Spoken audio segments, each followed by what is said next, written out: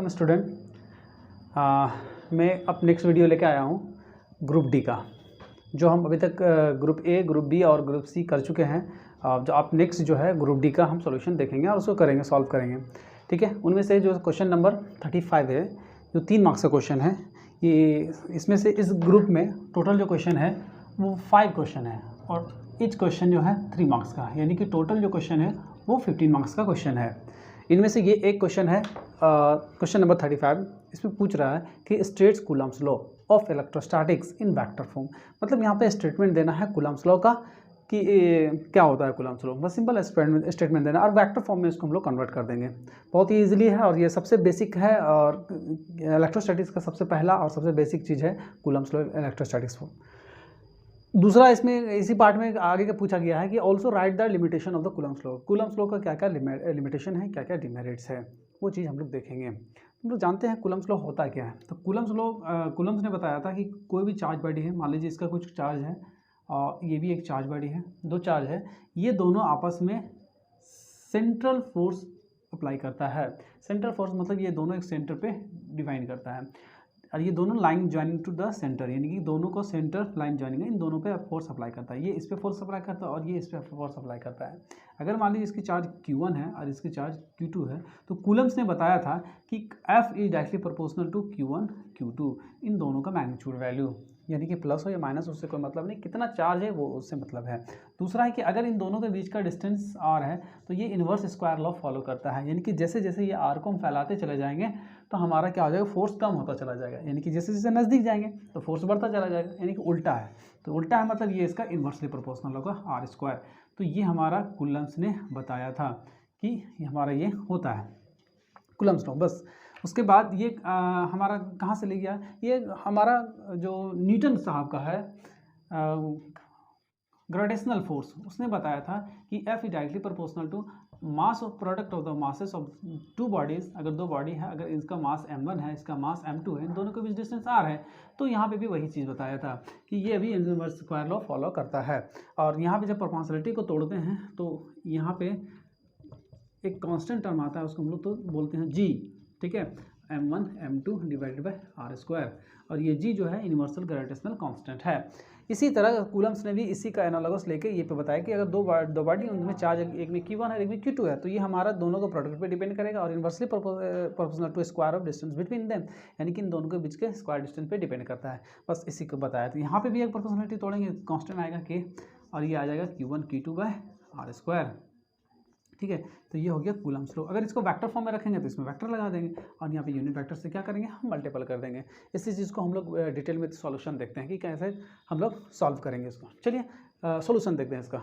Okay, चलिए तो इसका सॉल्यूशन हम लोग देखते हैं, इसका स्टेटमेंट हम लोग देखते हैं कि कूलम्स लॉ ये बताता है कि अगर 2 चार्ज है और एक का चार्ज Q1 एक का Q2 और दोनों के बीच में कितना फोर्स लग रहा है, तो फोर्स हमारा दोनों का प्रोडक्ट और inversely proportional to square of distance between इन दोनों के बीच के डिस्टेंस के बराबर होता है। तो इसी को हम सिंपली स्टेटमेंट दिए हैं। तो Coulomb's law electrostatics states that the force of attraction और रिपल्सन, ये फोर्स अट्रैक्शन भी हो सकता है और रिपल्सन भी हो सकता है, मैंने तब ये खींच भी सकता है और फोर्स अप्लाई भी कर सकता है, वही चीज़ है। तो फोर्स अट्रैक्शन और repulsion between any 2 point charges is directly proportional to the product of किसका प्रोडक्ट देयर चार्जेज, यानी कि Q1 Q2, यानी दोनों के चार्जेस Q1 Q2 है।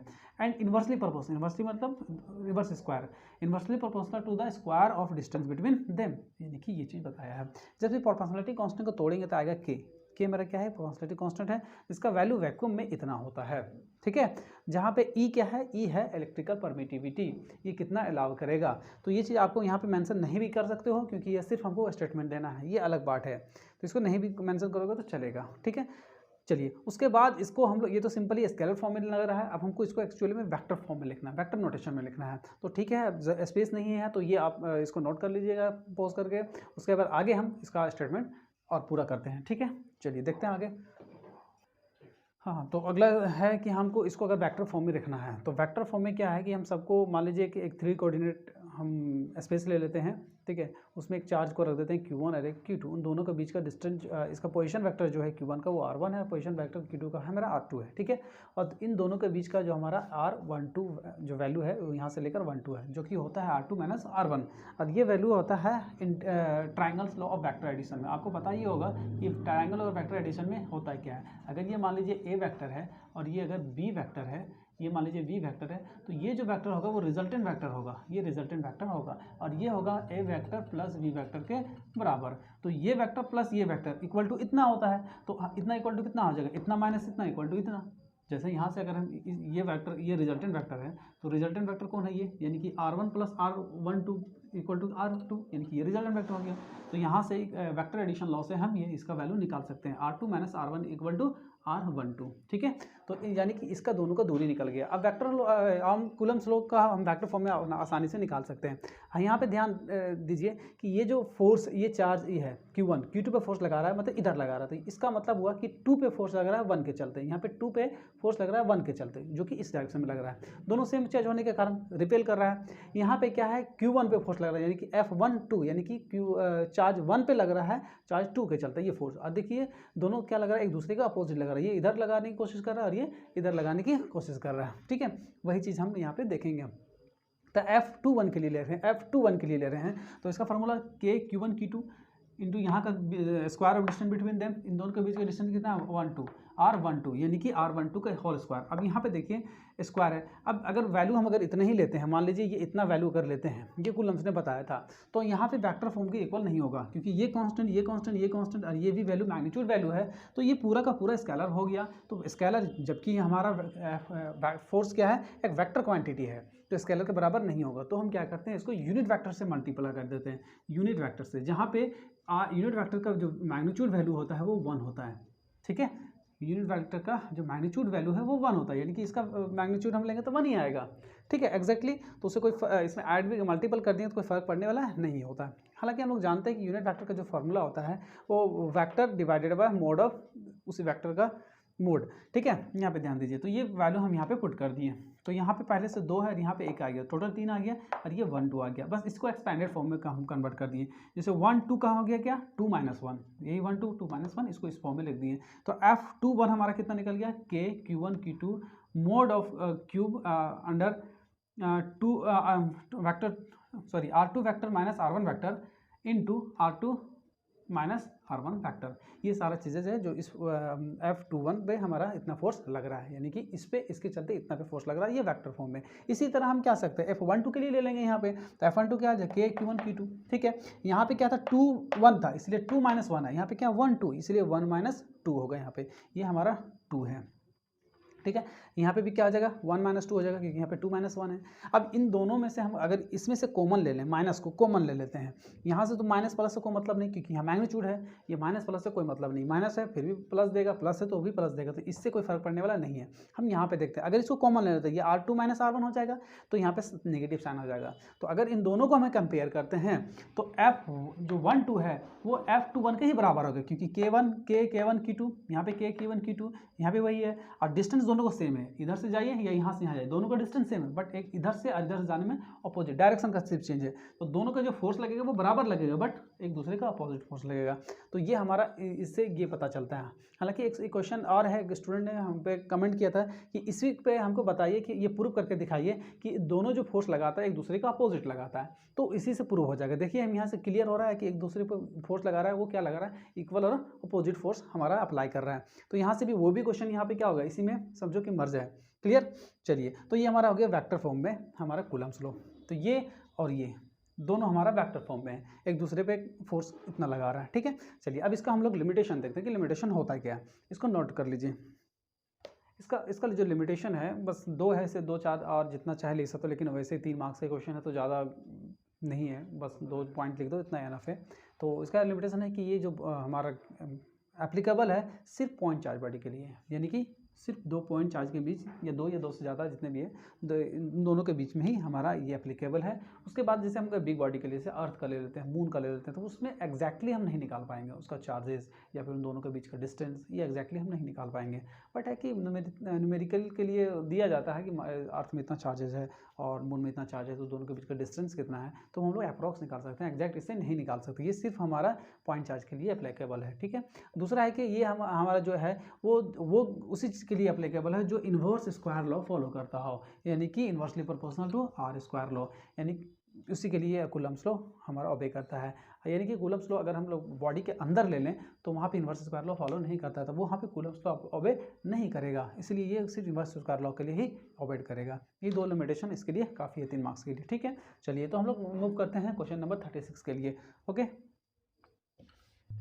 हाँ, जो नेक्स्ट क्वेश्चन है हमारा वो क्वेश्चन नंबर 36, वो पूछ रहा है कि स्टेट लैंज लॉ, मतलब लैंज लॉ का स्टेटमेंट देना है आपको, और इसी बेसिस पे आपको बताना है कि एनर्जी कंजर्वेशन कैसे होता है। इसी बेसिस पे क्या उसमें लैंज लॉ जो बताया गया है उसमें उसके अनुसार क्या एनर्जी कंजर्व है, क्योंकि energy can't be create, can't be destroyed. अगर इसके अनुसार अगर लैंज लॉ जो बताता है उसके अनुसार अगर ऐसा पॉसिबल नहीं है तो वो तो एग्जिस्ट करेगा ही नहीं, करना ही चाहिए। तो कैसे है उस चीज़ को हम लोग देखेंगे। हाँ, तो आइए देखते हैं इसका सोल्यूशन क्या होता है। तो हम ये according to Lenz law the polarity of induced EMF is such that it opposes the change in magnetic flux responsible for its production. यानी कि अगर इस फिगर के अनुसार देखा जाए तो ये क्या करेगा, अगर जैसे इसकी तरफ लाते हैं तो यहाँ पे क्या होगा, सेम पोल डेवलप करेगा, सेम पोल डेवलप करेगा यानी कि अपोज करेगा। अब यहाँ पे खुद देखिए ये जिसके कारण डेवलप हुआ उसी को ये अपोज कर रहा है, यही हमको बताया था लेंज ने। क्या बताया था, according to Lenz law the polarity of the induced EMF is such that it opposes the change, इस चेंज को क्या करेगा, अपोज करेगा, है ना, रिस्पॉन्सिबल फॉर इट्स प्रोडक्शन, यानी कि जिसके कारण ये बना ये इसी को अपोज करेगा। बस यही चीज़ हमको बताया था। अब देखते हैं चलो एनर्जी कंजर्वेशन में होता है क्या है, कि एनर्जी इसमें कैसे कंजर्व होता है। यहाँ पे 2 डायग्राम दिखा दिए, एक है कि उसकी तरफ ले जा रहे हैं, एक है उसके खिलाफ ले जा रहे हैं। तो यहाँ पे क्या बताया कि डायग्राम 1 के अनुसार क्या बता रहा है कि इन diagram 1 when N pole of the bar magnet is taken towards the coil, अगर एन पोल जो बार मैग्नेट का वो कॉइल की तरफ हम ले जाते हैं तो वहाँ पे सेम पोल डेवलप होगा। ये कौन बताया था, लेंज ने बताया था। तो वहाँ पे सेम पोल डेवलप होगा, अगर जैसे ही सेम पोल डेवलप होगा तो दोनों सेम पोल के कारण क्या करो, एक एक्सटर्नल हमारा रिपल्सिव फोर्स स्टार्ट हो जाएगा, तो वो हम यहाँ पे डेवलप होगा रिपल्सिव फोर्स हो जाएगा। अब इसको हमको ओवरकम करने के लिए, यानी कि इससे हमको रिमूव करने के लिए हमको एक्सटर्नल फोर्स लगाना पड़ेगा, क्योंकि ये हमको क्या कर रहा है, अपोज कर रहा है, तो हमको एक्स्ट्रा वर्क डन करना पड़ेगा। तो ये जो हम वर्क डन किए इसमें वही वर्क डन हमारा यानी कि मैकेनिकल वर्क जो है वो एनर्जी या हीट के रूप में इसमें स्टोर होगा, और जो स्टोर होता है उसी को बोलते हैं ईएमएफ। क्या बोलते हैं हम लोग, ईएमएफ। ये हमारा पहले फैराडे ने बता चुका है, इसी चीज़ को हम यहाँ पे लिख दिए हैं। आप इसको नोट कर लीजिएगा, उसके बाद इसका जो है हम नेक्स्ट स्टेप में हम लिख देते हैं, ठीक है। चलिए उसके बाद यहाँ से हम दूसरे पार्ट के लिए, दूसरे डायग्राम के लिए आ रहे हैं। आप वो चीज़ को उसके आगे लिखिएगा, मतलब ये चीज़ फिर से नहीं लिखिएगा, हम वो चीज़ें हेडलाइन है पहले हैं, यहाँ से लिखना स्टार्ट कीजिएगा इस जगह से।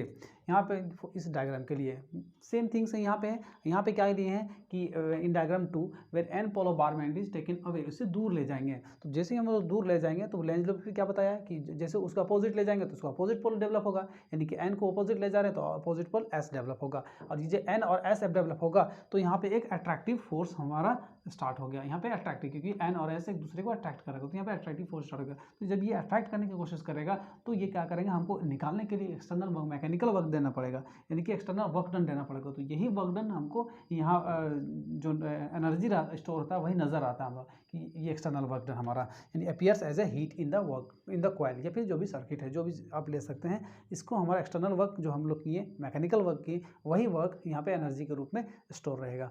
इस तरह से हम क्या कह सकते हैं कि दोनों केसेस में हम लोग देख लिए कि एनर्जी कंजर्व्ड होता है, ठीक है। चलिए तो ये हमारा हो गया 3 मार्क्स का क्वेश्चन, यानी कि लेंज लॉ और उसके एनर्जी कंजर्वेशन, ठीक है। आगे का जो क्वेश्चन नंबर है क्वेश्चन नंबर 37 देखते हैं।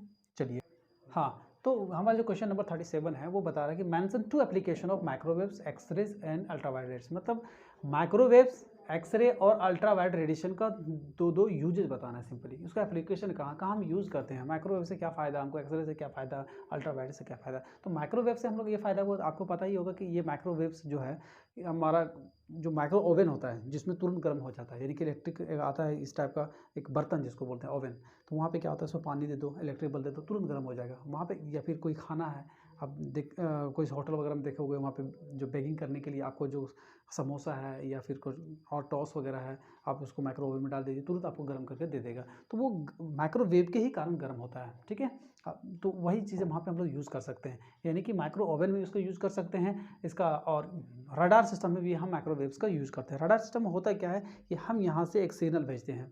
अगर यहाँ से एक सिग्नल भेजें, अब ये हम गया और मान लीजिए एक दीवार से टकरा के आ गया, तो वहाँ से टकरा के आया, फिर वापस हम यहाँ पे रिसीव कर लिए, तो वो फिर वेव हमको उससे पता चल जाता है कि इस वेव की स्पीड को हमको पता है, माइक्रोवेव की हमको स्पीड पता है, तो ये कितना दूर गया और कितना समय में आया, ठीक है। तो या फिर इसकी वेलोसिटी पता है और कितना टाइम लिया आने जाने में, तो उस हिसाब से हम उसकी डिटेक्शन, हम उसकी दूरी को डिटेक्ट कर सकते हैं। या फिर ये फ़ायदा वगैरह है कि रडार सिस्टम में हमारा जो एयरक्राफ्ट जो नेविगेशन है, वहाँ पे सेना लोग को यूज इसको करता है। क्या करता है सेना लोग कि मान लीजिए कि अगर कोई दुश्मन का हमारा टारगेट करना है कि वो कितना दूर में है, तो हम यहाँ से रडार वेव को क्या करते हैं, सेंड करते हैं। वो सेंड जाता है वहाँ से और वो टकरा के वापस आ जाता है। तो कितना देर में आया ये हम डिटेक्ट कर लेते हैं, और इसकी वेलोसिटी कितनी है तो हमको पहले से पता है। तो वेलोसिटी और टाइम से हम इसकी डिस्टेंस निकाल लेते हैं, यानी कि हम इतना दूरी पे हमारा किसका बंकर है या फिर किसी और का हमारा टारगेट है कि हमारा सेना का जो कितनी दूरी पे बम आ रहा है, मिसाइल आ रहा है, उसको डिटेक्ट करना है। तो ये सिर्फ रडार सिस्टम को यूज़ करते हैं हम लोग। तो ये सब चीज़ें जो कहाँ कहाँ कैसे यूज़ करना है वो हम लोग को जानना है। एक्सरे हम जान ही, हम लोग घर जाते हैं, फ्रैक्चर हो गया हड्डी का, हम लोग एक्सरे वगैरह करते हैं। या फिर मान लीजिए कि इंजीनियरिंग में जो हम लोग इसका यूज होता है कि मान लीजिए कोई मेटल बनाया, गाड़ी बनाया, तो उसके अंदर जैसे मेटल का कुछ पीस बनाया इतना, है ना, लोहा का चीज़ बनाया, अब उसके अंदर फ्रैक्चर है या फॉल्ट है या फिर कुछ होल रह गया है, तो वो सब देखने के लिए भी एक्सरे का हम लोग यूज़ करते हैं। वहाँ से आसानी से उस चीज़ को हम लोग पता कर सकते हैं, ठीक है। तो यही सब दो तो यूजेस बताना था। इसका यूज़ पहला माइक्रोवेव्स का यूज़ हम लोग देख लेते हैं क्या है। रडार सिस्टम में इसको यूज़ करते हैं। माइक्रोवेव्स का है, माइक्रोवेव्स का है माइक्रो ओवन में यूज़ करते हैं, जिसको खाना वाना पकाने में आसानी होता है, तुरंत बन जाता है, ठीक है। एक्सरे का देखते हैं। एक्सरे का क्या है कि हम सर्जरी में काम करते हैं, इसमें हमारे क्या फ्रैक्चर हुआ है या फॉरेन बॉडी हमारा गोली वगैरह लगा है तो कहाँ पे है, किस जगह पे है, कैसे निकालना है। ऐसे नहीं डायरेक्टली निकालोगे तो हो सकता है कुछ दूसरा ऑर्गन्स हमारा टूट जाए या फ्रैक्चर कर जाए, इसीलिए इसको पहले एक्सरे करते हैं, ठीक है। या फिर आपको पता ही होगा कि अगर दांत वगैरह निकालना है तो पहले एक्सरे करते हैं कि कहाँ पे हॉल है, कहाँ पे नहीं है। तो ये सब हम लोग सर्जरी में यूज़ करते हैं। बस उसके बाद फिर इंजीनियरिंग में हम लोग भी करते हैं। इंजीनियरिंग में क्या करते हैं कि कोई भी चीज़ हम सामान बनाएं, मान लीजिए कि ये चीज़ हमको बनाएं, लोहे का चीज़ है, अब मोबाइल बनाएं या फिर इसका कुछ सामान बनाएं, तो इसके अंदर कहाँ पे फॉल्ट है, नहीं है, इस चीज़ से हम इस एक्सरे के यूज़ करके हम लोग उसको देख सकते हैं और पता कर सकते हैं। तो ये सब दो यूजेस हम लिखा दिए हैं आपको। माइक्रोवेव्स जो है वो लिखे दिए हैं और एक्सरे के लिख दिए। अब इसके बाद इसके आगे हम अल्ट्रावायलेट को, रेडिएशन को लिखते हैं। तो ये पहले आप इसको नोट कर लीजिए या पूछ करके, उसके बाद हम आगे देखते हैं और लिखते हैं, ठीक है। चलिए, जो हमारा अल्ट्रावायलेट का जो हमारा एप्लीकेशन है यानी कि यूजेस जो है वो हम लोग क्या करते हैं। पहला है to destroy the bacteria and the sterilising the surgical instruments. यहाँ पे क्या करते हैं हम लोग बैक्टीरिया वगैरह को डिस्ट्रॉय करने के लिए हम इसका यूज़ करते हैं। आप लोग सुने भी होंगे कि सन से जो रेज आती है वो अल्ट्रावायलेट रेज आती है, जो हमारे स्किन पे क्या करता है, इफेक्ट करता है। अगर ओजोन लेयर नहीं होता तो हमारे स्किन को कैंसर डिजीज क्रिएट कर सकता है। ओजोन होने के कारण क्या, तो वो सारे अल्ट्रावायलेट रेज को क्या कर लेता है, अब्जॉर्ब कर लेता है। यानी कि अल्ट्रावायलेट क्या करता है, वो डिजीज़ वगैरह को किल करने में बेहतर रहता है, यानी कि वो हाई फ्रिक्वेंसी रहता है उसका, जिससे क्या करता है हमारे जितने भी डिजीज़ है, खास करके स्किन, यहाँ तक डिजीज़ क्या, स्किन वगैरह को वो जला सकता है, डिजीज़ क्रिएट कर सकता है, यानी कि जर्म को मार सकता है। इसलिए हम लोग बोलते हैं कि जब भी है कि धूप में हम लोग बिस्तर रखो, बर्तन रखो, सुखाओ, ताकि वहाँ पे उसमें जो जर्म है वो मर जाए, है ना। अगर बिस्तर वगैरह है, कपड़ा वगैरह है, तो धूप में उसको सुखाया करो, क्यों, उससे क्या होता है कि जो जर्म से वो मर जाता है। उसी यूज में हम लोग करते हैं। फिर स्टेरिलाइजिंग द सर्जिकल इंस्ट्रूमेंट, हम लोग को सर्जिकल इंस्ट्रूमेंट में भी इसका यूज़ करते हैं। उसके बाद है कि to preserve the food stuff, हम लोग खाना को भी प्रिजर्व करने में बेहतर रहता है, क्योंकि इसको खाने को अगर वो जल्दी ख़राब ना हो, जिसके कारण अल्ट्रावायलेट रेडिएशन हम लोग प्रिजर्व करते हैं, सॉरी उसको प्रोड्यूस करते हैं, जिससे कारण वो प्रिजर्व होता है, खाना सही से सुरक्षित रहता है। तो ये दो एप्लीकेशन उससे रिलेटेड आप देख सकते हो, ठीक है। चलिए, तो अब हम लोग नेक्स्ट क्वेश्चन मूव करते हैं, क्वेश्चन नंबर 38 की तरफ। क्वेश्चन है क्वेश्चन नंबर 38, वो पूछ रहा है कि व्हाट इज पोलराइजेशन। पोलराइजेशन होता क्या है। इसमें से एक और क्वेश्चन ऐड किया हुआ है कि state and explain ब्रिस्टर्स law. ब्रिस्टर्स law को आप स्टेटमेंट देना है और उसको एक्सप्लेन करना है, ठीक है। यहाँ पे प्रूफ नहीं पूछा, ब्रिस्टर्स लॉ के प्रूफ भी आता है, तो ये प्रूफ नहीं पूछा बल्कि एक्सप्लेन करने को पूछा है। तो सबसे पहले हम लोग जानते हैं कि पोलराइजेशन होता है क्या। तो आप प्रीवियस वीडियो में आप ऑलरेडी देख चुके हैं पोलराइजेशन होता है क्या है। पोलराइजेशन क्या होता है कि हम लोग को पता है कि लाइट जो होता है वो हमारा इलेक्ट्रिक और मैग्नेटिक फील्ड वेक्टर से बना हुआ है, यानी कि वो एक दूसरे के परपेंडिकुलर होता है। ये चीज़ आप पहले वीडियो में देख सके हैं, ठीक है। और वो ऐसे होता है, एक दूसरे का परपेंडिकुलर होता है, एक यूँ होता है और एक यूँ होता है। तो इसको हम लोग डॉट से डिनोट करते हैं, डॉट से, ठीक है, डॉट से डिनोट करते हैं। अगर इसी को, इस लाइट को, इस लाइट वेव को अगर हम किसी पोलराइड से या पोलराइजर से, इसको पोलराइड से भी बोल सकते हैं और पोलराइजर से भी बोल सकते हैं, अगर इसको किसी से पास कराते हैं, मान लीजिए वो जो चीज़ है वो ऐसे है, यानी कि वो ऐसे है, इसका मॉलिक्यूल्स का जो हमारा सेटअप जो है वो इस डिज़ाइन में किया हुआ है, इस डिज़ाइन में किया हुआ है। तो हमारा ध्यान देखिए जी, ये जो लाइट होगा ऐसे वाला, वो जाके अटक जाएगा, ये जगह अटक जाएगा, बट ऐसे वाला जो है वो हमारा हो जाएगा पास। तो हमारा कौन हो जा रहा है, ये वाला ये हमारा पास हो जा रहा है और ये जाके अटक जा रहा है। तो यहाँ पे जो हमको मिलेगा लाइट, वो कैसा मिलेगा, ये वाला तो नहीं मिलेगा हमको, ये वाला तो नहीं मिलेगा हमको, सिर्फ ये वाला मिलेगा। यानी कि लाइट हमको यहाँ से जो निकल के आएगा वो ये वाला हमारा मिल गया। अब यहाँ पे क्या हुआ, हम लोग क्या देख रहे हैं कि ये वाला हमारा रुक गया, यानी कि इलेक्ट्रिक फील्ड वेक्टर्स हमारा इसमें रुक गया। तो ये हमारा रेस्ट्रिक्शन लगाना, इसी को बोलते हैं हम लोग पोलराइजेशन। मतलब इलेक्ट्रिक फील्ड वेक्टर लाइंस को अगर हम किसी पोलराइड्स के थ्रू अगर हम उसको रेस्ट्रिक्ट करते, मतलब उसको मना कर देते कि आप इधर से पास नहीं होइए, तो उसी को रेस्ट्रिक्शन को हम लोग क्या बोलते हैं, पोलराइजेशन बोलते हैं, ठीक है। ये हो गया पोलराइजेशन। फिर से भी हम कर सकते हैं कि वाकई ये ऐसा हुआ, क्योंकि लाइट तो हमको पता नहीं रहा है कि जैसे लाइट आ रहा है कि पोलराइज हुआ कि नहीं हुआ, कि ये वाला हुआ कि ये वाला हुआ। तो इसको चेक करने के लिए क्या करते हैं, एक और पोलराइजर्स लगाते हैं, एक और उसको एनालाइजर बोलते हैं, इनके वो लास्ट में एनालाइज करते हैं, हालांकि वो भी एक पोलराइड्स है।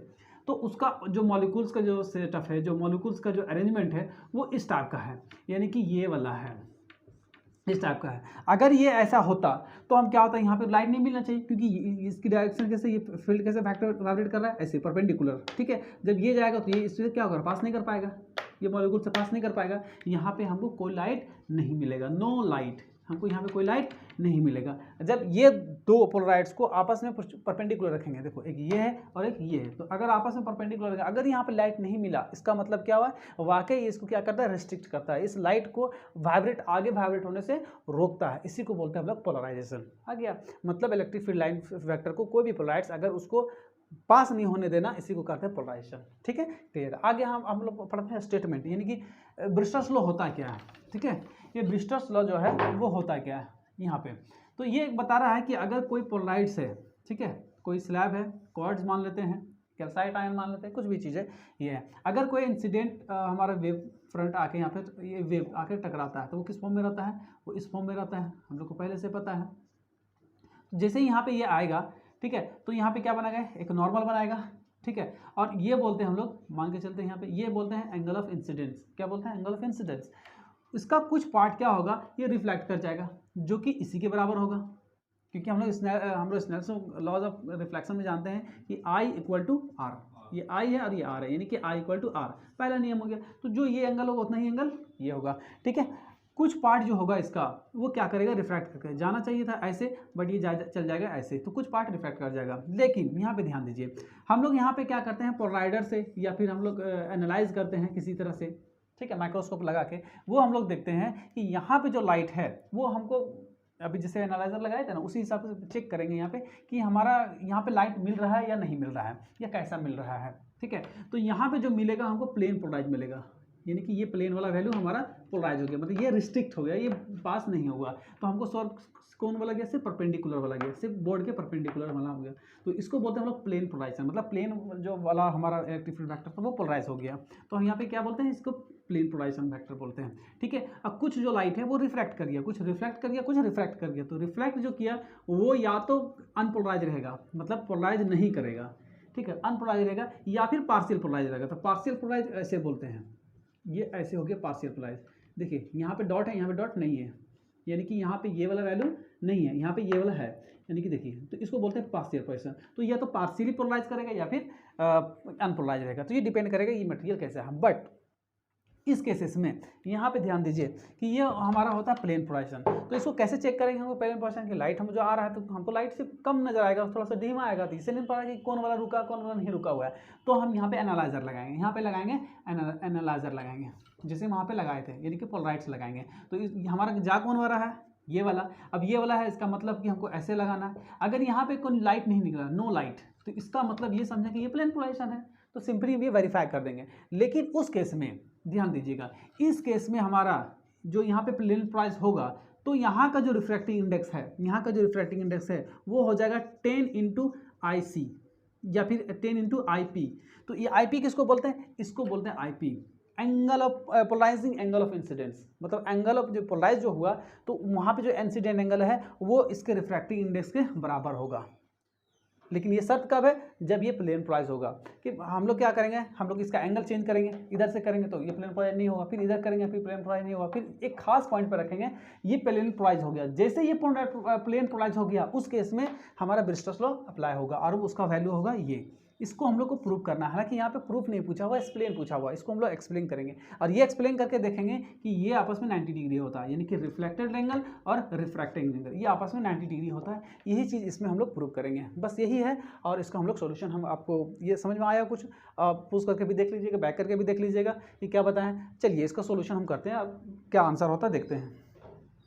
हाँ, तो इसको हम लोग ऐसे लिख सकते हैं कि पोलराइजेशन क्या है, the phenomena of restricting of the vibration of light in a perpendicular directions. मतलब हम परपेंडिकुलर डायरेक्शन की मोशन ऐसे कर रहा है तो या तो ये मोशन कर रहा है तो ये भी परपेंडिकुलर है, और ऐसे भी तो ये भी परपेंडिकुलर, तो ये भी रिस्ट्रिक्ट है और ये भी रिस्ट्रिक्ट है। वो किस हिसाब से हम पोलराइजर लगाएंगे वो डिपेंड करेगा।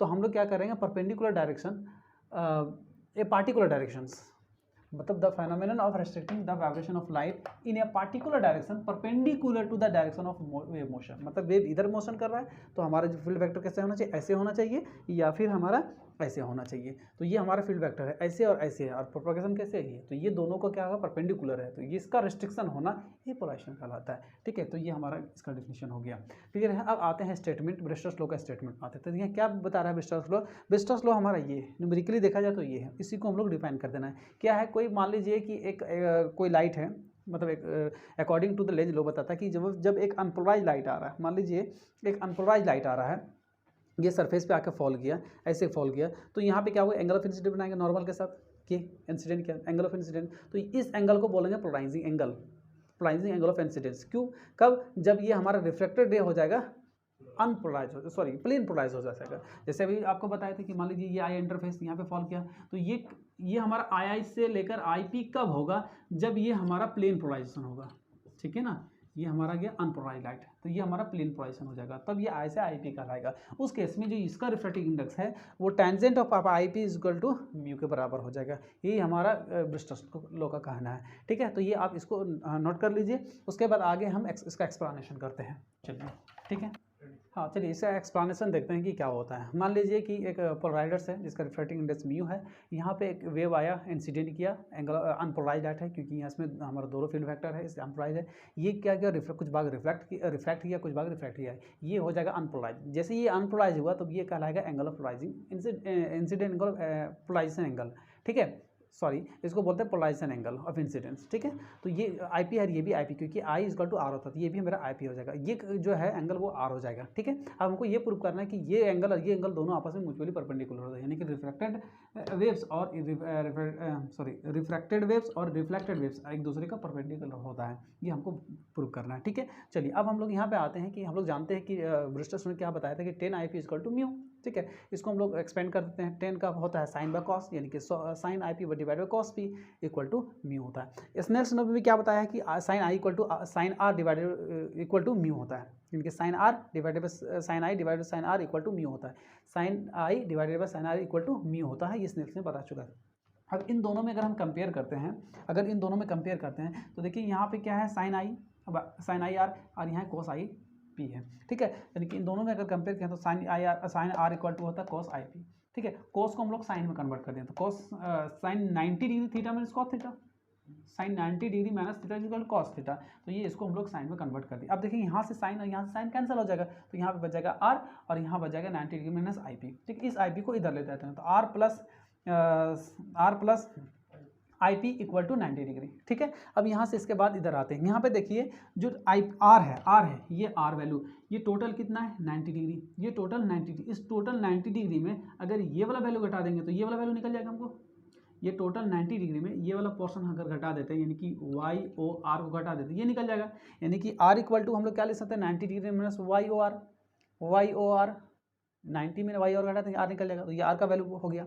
इसी तरह अगर हम यहाँ से आई पी का वैल्यू निकालते हैं, आई पी का वैल्यू इस 90 डिग्री में अगर इसको हम लोग घटा दें तो ये आई पी निकल जाएगा, यानी कि आई पी इक्वल टू क्या आ जाएगा 90 degree minus Y O Q, तो वही चीज़ लिख दी है 90 degree minus Y Q equal to 90 degree, तो इक्वल टू हम लोग 90 डिग्री दिए, ठीक है। अब यहाँ पे ध्यान दीजिए कि एक 90 इससे कैंसिल हो जाएगा, ठीक है, तो इधर क्या बच जाएगा 90, इधर हम बच गया 90 और इधर क्या बच गया, ये दोनों को माइनस है उधर ले गया प्लस में हो जाएगा, यानी कि क्या हो जाएगा angle Y O R plus angle Y O Q plus angle Y O Q, ठीक है। यहाँ अब ध्यान दीजिए कि यहाँ पे है जो एंगल है वाई ओ आर, यानी कि वाई ओ आर ये एंगल और प्लस वाई ओ क्यू यानी कि ये एंगल, ये दोनों आपस में मिलके कितना है क्यू ओ सी, यानी कि क्या है एंगल क्यू ओ आर हो गया, यानी कि ये दोनों मिला के क्यू आर हो गया। अब मतलब ये क्या बता रही है, ये टोटल एंगल कितना बता रहा है 90 डिग्री। इसका मतलब क्या हुआ, ये जो रिफ्लेक्टेड रे है और रिफ्रैक्टेड रे है म्यूचुअली परपेंडिकुलर टू एक दूसरे के परपेंडिकुलर, वही चीज लिख दिया, hence reflected waves and refracted wave are perpendicular to each other. यही है इसका एक्सप्लेनेशन है। चलिए ठीक है, हम लोग मूव करते हैं क्वेश्चन नंबर 39 और इस ग्रुप का सबसे लास्ट क्वेश्चन है 39। हाँ, तो क्वेश्चन है हमारा जो क्वेश्चन नंबर 39 है सिर्फ कम्युनिकेशन सिस्टम से पूछा गया है और ज़्यादा कुछ इसमें पूछा नहीं गया है, तो थोड़ा सा पूछा हुआ इसमें पूछा है कि what are essential components of communication system. Communication system का एसेंशियल कंपोनेंट क्या है, कम्युनिकेशन सिस्टम क्या हुआ, कम्युनिकेट मतलब होता है बातचीत, जिसे हम लोग करते हैं, यानी कि एक इंफॉर्मेशन को दूसरी इंफॉर्मेशन तक पहुँचाना, उसी को बोलते हैं कम्युनिकेशन, और उस पूरे सिस्टम को हम लोग बोलते हैं कम्युनिकेशन सिस्टम। जैसे मान लीजिए हमको बात कहीं करना है तो हम पहले मोबाइल में लगाएंगे तो हेलो, तो हम जो बोल रहे हैं तो हम क्या हो गया सोर्स, हम साउंड को सोर्स किए, ठीक है, तो ये हमारा सोर्स हुआ। उसके बाद हमारा जो मोबाइल है तो मोबाइल क्या हो गया, समझो ये क्या होगा ट्रांसमीटर, हमारा वॉइस को कौन ट्रांसमिट करेगा, यही मोबाइल हमारा ट्रांसमिट करेगा, और ये मोबाइल हमारा जो है यानी कि ये जो हमारा समझिए कि ये मोबाइल है और ये हम जो दे रहे हैं, हम दे रहे हैं सोर्स दे रहे हैं, और ये हमारा जो सोर्स सिग्नल है ये ट्रांसमीटर के पास जाएगा, और ये जो हमारा ट्रांसमीटर है ये ट्रांसमिट करके हमारा कम्युनिकेशन चैनल को दे देगा, जैसे मान लीजिए टावर हो गया, सैटेलाइट हो गया, और फिर जो भी चीज़ें हैं वो उसको देगा, और वो उसको क्या करेगा कम्युनिकेट करके फिर वो दूसरे के मोबाइल में भेज देगा, यानी कि वो रिसीव कर लेगा, तो उसको बोलते हैं रिसीवर, इसको बोलते हैं ट्रांसमीटर, ठीक है। तो हमारे तीन ही कंपोनेंट होता है, एक यहाँ जो हमारे आवाज़ को ट्रांसमिट करेगा, एक जो हमारे कम्युनिकेशन सिस्टम चैनल को हम क्या करेगा वो कम्युनिकेट करेगा, जैसे सैटेलाइट हो गया है ना, तो वो क्या करेगा फिर वो इन्फॉर्मेशन जो हमारा रहेगा वो रिसीव करके हमारा रिसीवर जो मैसेज है वो हमारा किसको दे देगा, रिसीवर को दे देगा, और वो रिसीवर फिर हमको क्या करेगा, जिसके पास हम पहुंचा रहे हैं, यानी कि जिस यूजर के पास, जिसके पास हम फ़ोन कर रहे हैं वो उसको वापस दे देगा। तो हमारे पास तीन ही कम्युनिकेशन सिस्टम होता है, एक हो गया जो ये ट्रांसमिट कर रहा है, एक जो कम्युनिकेट कर रहा है कम्युनिकेशन चैनल, और दूसरा जो रिसीव कर रहा है वो रिसीवर, यानी कि इसका तीन हमारा कंपोनेंट होता है जो कि इंपॉर्टेंट है। वो है ट्रांसमीटर जो ट्रांसमिट करेगा, कम्युनिकेशन चैनल, और एक रिसीवर जो रिसीव करेगा। अगर इस ब्लॉक डायग्राम के हिसाब से देखा जाए कि ये सिर्फ यहाँ पे ये पूछा हुआ है कि explain briefly with block diagram, इस ब्लॉक डायग्राम के हिसाब से उनको एक्सप्लेन करना है। तो हम यहाँ पे देखिए जी, ये हमारा इंफॉर्मेशन सोर्स, जैसे जो हम सोर्स जो दे रहे हैं वो हमारा मैसेज सिग्नल को क्या करेगा, वो ट्रांसमीटर क्या करेगा, वो रिसीव करेगा, ठीक है। अब ये ट्रांसमीटर हमको ये हमारा ट्रांसमीटर सिग्नल निकाल के हम लोग कम्युनिकेशन चैनल में हमको भेज देगा। उसके बाद क्या है फिर वो रिसीवर सिग्नल जो बन के हमारा एक रिसीवर के पास चला जाएगा, और फिर वापस वो जो यूजर है या फिर जिसके पास फ़ोन कर रहे हैं जहाँ पे पहुँचा रहे हैं वो वहाँ पे चला जाएगा, ठीक है। उसके बाद बीच में एक नॉइज़ आता है, नॉइज़ मतलब एक डिस्टॉर्शन हुआ, जैसे कुछ प्रॉब्लम हो गया सही से, जैसे समटाइम्स होता है ना, जैसे बात जो कर रहे हैं हम लोग तो नेटवर्क नहीं है, टावर कम है, तो वो सारा एक उसको हम लोग नॉइज़ बोलते हैं, जो एक्सटर्नल डिस्टर्बेंस है वो कम्युनिकेशन चैनल को वो डिस्टर्ब करता है, ठीक है। और ये होता है जैसे फॉग ज़्यादा रख गया, बारिश हो रही है, ज़्यादा तेज़ तूफान है, तो वो समय ये प्रॉब्लम करता है, ये नॉइज़ एक्स्ट्रा है। तो मेन जो कम्युनिकेशन सिस्टम है, ये ब्लॉक डायग्राम हम दिखा रहे हैं, ये डॉटेड लाइन के अंदर ये पूरा का पूरा कम्युनिकेशन सिस्टम, ये तो हमारा अलग इंफॉर्मेशन देने वाला और ये है यूजर, लेकिन जो कम्युनिकेशन सिस्टम जो कम्युनिकेट करता है यही तीन चीज़ करता है, एक है ट्रांसमीटर, एक है कम्युनिकेशन चैनल, और एक है रिसीवर, यानी कि ट्रांसमीटर, कम्युनिकेशन चैनल और रिसीवर। तो यही हमारा इतना ही है और इसी को हम लोग बस जानना है, ठीक है। इंफॉर्मेशन मैसेज सिग्नल दिया, ट्रांसमीटर दे दिया, ट्रांसमिट करके कम्युनिकेशन चैनल दिया, और रिसीवर सिग्नल बन के रिसीव करेगा, फिर हमारा मैसेज सिग्नल जो है यूजर के पास चला जाएगा। यही है इसका ब्लॉक डायग्राम, बस इतना ही करना है। अगर थोड़ा मोड़ा ये चीज़ अगर जानना है कि ये ट्रांसमीटर क्या है, कम्युनिकेशन चैनल क्या है, नॉइज़ क्या है, तो इसके बारे में हम थोड़ा सा लिख देते हैं। हाँ, तो चलिए हम इस तीनों के बारे में थोड़ा इसका फंक्शन हम देख लेते हैं कि इसका फंक्शन होता है क्या। तो ट्रांसमीटर क्या है, तो इसका जो मेन फंक्शन है क्या है, जो वो हम जो चीज़ को वॉइस को जो मैसेज को हम दिए वो क्या करेगा, वो इलेक्ट्रिकल सिग्नल में कन्वर्ट कर देगा, यानी कि ये the function of the transmitter is to process the electrical signal from different aspect. अब अलग अलग एस्पेक्ट से वो अपने अपने तरीके से वो क्या करेगा, हमारा जो मैसेज सिग्नल है वो इलेक्ट्रिकल सिग्नल में कन्वर्ट कर देगा, और फिर इलेक्ट्रोमैग्नेटिक वेव बन के चला जाएगा सेटेलाइट कम्युनिकेशन सिस्टम चला जाएगा। तो कम्युनिकेशन सिस्टम क्या है कि एक मोबाइल से, या फिर हम अगर मोबाइल की एग्जांपल है तो एक मोबाइल से दूसरे मोबाइल के बीच में क्या करता है, कनेक्ट करता है और ये ट्रांसमिट करता है। तो हमारे जो कम्युनिकेशन चैनल का जो फंक्शन है, the function of the channel is to provide the physical connection देता है। ये इलेक्ट्रोमैग्नेटिक वेव्स को यानी इलेक्ट्रिकल सिग्नल को रिसीव करता है और फिर ये रिसीवर को, जो रिसीवर सिग्नल है वो रिसीवर को ट्रांसमिट कर देता है, यानी कि the connection between transmitter and receiver, इन दोनों के बीच में एक कम्युनिकेशन बनाता है, इसलिए इसको कम्युनिकेशन चैनल बताया। अब वो क्या किया, जो रिसीवर सिग्नल हुआ उसको फिर से क्या करेगा, डिस्टॉर्ट करेगा, उसको तोड़ेगा, इलेक्ट्रिकल वो को तोड़ के फिर हमारा जो मैसेज सिग्नल है उसमें कन्वर्ट करेगा। और ये कौन करेगा, रिसीवर, यानी कि रिसीवर इसका जो मेन फंक्शन है इज टू रिप्रोड्यूस, उसको फिर से मैसेज सिग्नल को प्रोड्यूस करेगा इन द इलेक्ट्रिकल फॉर्म, जो इलेक्ट्रिकल फॉर्म में है, from the distorted receiver signal, वो डिस्टॉर्टेड रिसीवर सिग्नल से उसको फिर से हमको मैसेज सिग्नल में कन्वर्ट कर देगा। ठीक है, यही इसका मेन 3 फंक्शन है, आप इतना से लिख लीजिएगा। और जो हमारे 3 वो एक ब्लॉक डायग्राम वो बना दीजिएगा, और हमारे 3 जो कंपोनेंट्स हैं, ट्रांसमीटर, ये कम्युनिकेशन सिस्टम, रिसीवर, आप इसके बारे में लिख लीजिएगा। ये आपका ग्रुप डी का जो क्वेश्चन 3 मार्क्स का जो क्वेश्चन आ रहा है वो खत्म हो गया। अब हम लोग नेक्स्ट वीडियो में जो हम लोग करेंगे वो ग्रुप ई का करेंगे। ठीक है, चलिए, थैंक यू।